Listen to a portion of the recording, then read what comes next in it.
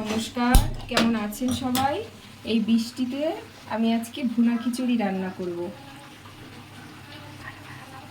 এখানে মাংসটা বসিয়ে দিয়েছি, খিচুড়িতে শেষে দিয়ে দেব বলে। কড়াইতে তেল দিয়ে দিলাম, পেঁয়াজ দিয়ে দিলাম, পেঁয়াজটা ভেজে নিলাম হালকা করে। এখন একটু রসুন বাটা দিয়ে দিলাম। ভাজা হয়ে গেছে, এবার চালটা দিয়ে দিলাম ভাজার জন্য।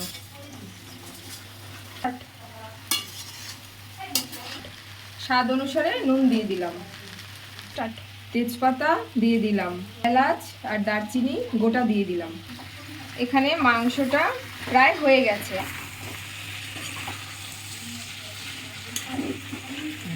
চালটা একটু ভেজে নিয়েছি, এবার মসুর ডালটা দিয়ে হালকা একটু ভেজে নেব।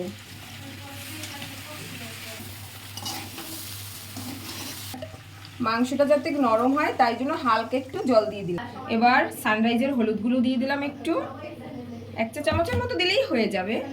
আর 1 চা চামচের মতো সানরাইজের লঙ্কা গুঁড়ো দিয়ে দিলাম। 1 চা চামচ আদা বাটা দিয়ে দিলাম, কয়েকটা কাঁচা লঙ্কা দিয়ে দিলাম। এবার পরিমাণ মতো গরম জল দিয়ে দিলাম।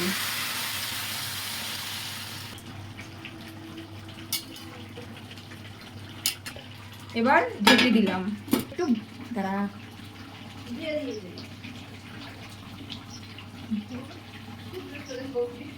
নামানোর আগে একটু আমুলের টক দই দিয়ে দিলাম। টক দইটা অপশনাল, যদি কেউ ভালো লাগে দেবেন, না ভালো লাগলে স্কিপ করে যাবেন। মাংসটা হয়ে গেছে, এবার গ্যাসটা অফ করে দিলাম। ঢাকনাটা খুলে দেখে নিলাম যে কেমন হয়েছে। একটু নেড়ে নিলাম। খিচুড়িটা হাফ হয়ে গেছে, এখন মাংসটা এর ভিতরে দিয়ে দেব। মাংসটা দিয়ে দেব, এবার মিক্স করে দিলাম।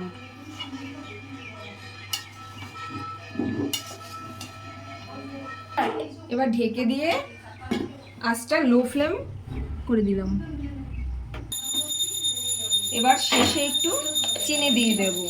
এটা অপশনাল, যদি কেউ চান দিয়ে দেবেন, না হলে স্কিপ করে যাবেন। এটা আপনাদের এক একজনের রুচি বা অভিমত, যদি কেউ চান দেবেন, না হলে অন্যভাবে ওই চিনি ছাড়াও খাওয়া যায়।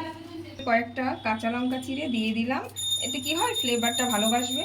যদি চান কেউ লঙ্কা কম খেয়ে এটা স্কিপ করে যাবেন, তো দিবেন না। এবার 15 মিনিটের জন্য ঢেকে দিলাম। 15 মিনিট হয়ে গেছে, এবার ঢাকনাটা খুলে দিলাম। তৈরি হয়ে গেল ভুনা খিচুড়ি। এটা আসলে আমার কাকি রান্নাটা আমাকে শিখিয়েছে, তো সেইভাবেই আমি রান্না করলাম। এবার আপনাদের এক একজনের এক এক রকম রান্নার স্টাইল থাকে, তো ভুল ত্রুটি হলে ক্ষমার চোখে দেখবেন। তো